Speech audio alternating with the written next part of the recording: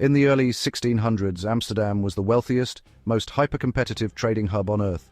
The city's rising merchant class was obsessed with status, and they spent fortunes on massive group portraits to show off their fine silk lace-polished armor and political influence. Most painters treated these commissions like predictable class photos, lining up the wealthy elites in neat, perfectly lit rows, so everyone looked equally important and attractive.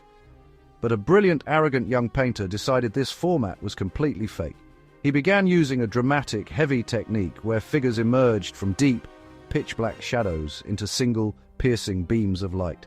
He didn't care about flattering his wealthy clients. He wanted to capture psychological tension, hidden greed, and raw human skin, flaws and all. For a decade, his revolutionary style made him the most famous, expensive artist in the entire Dutch Republic.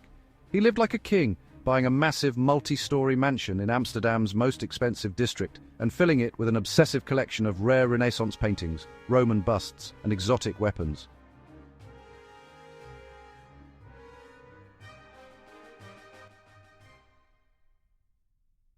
But his arrogance quickly turned into a war with his own patrons.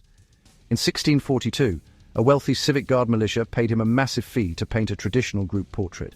Instead of a clean, orderly lineup, he delivered a chaotic, dark and theatrical scene of soldiers, frantically grabbing muskets and beating drums as they rushed into the dark streets. He plunged several of the paying officers into deep shadow, making them nearly unrecognizable, while highlighting a random, mysterious little girl in the middle of the crowd. The militia was furious, feeling humiliated by the very man they had hired. That painting, later known as the Night Watch, marked the exact moment the Amsterdam elite decided he was too stubborn and unpredictable to trust with their money. At the exact same time his professional reputation began to crack, his personal life collapsed into total tragedy. His beloved wife, Saskia, fell terminally ill and died at just 29 years old, leaving him with an infant son. Broken by grief, his spending habits spiraled completely out of control. As the commissions dried up, his massive debts caught up to him. In 1656, he filed for a legal status closely matching bankruptcy to avoid being thrown into a debtor's prison. The courts ordered a total liquidation of his life. He sat in his empty mansion while court officials systematically catalogued and auctioned off every single thing he owned. His prized art collection, his rare weapons, his furniture, and eventually the mansion itself. He was forced to move into a tiny, damp rental house in a poor suburb, legally banned by the Painters Guild from selling art directly to the public.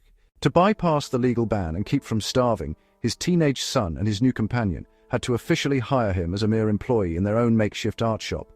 But the tragedies refused to stop.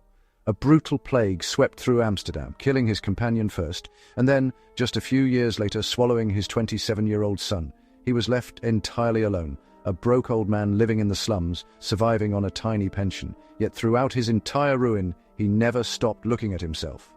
He painted nearly 100 self-portraits over his lifetime, creating a ruthless, unblended psychological diary of his own decay.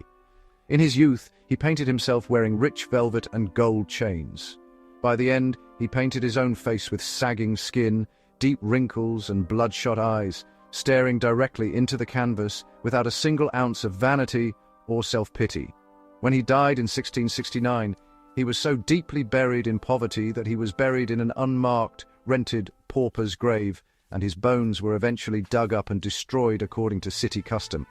The wealthy merchants who had demanded smooth, flattering portraits were buried in grand stone cathedrals, completely forgotten by time. But the man who refused to hide the shadows, who recorded his own ruin with a brush, created a timeless standard for what it means to be human. The young painter who conquered Amsterdam only to lose everything was Rembrandt.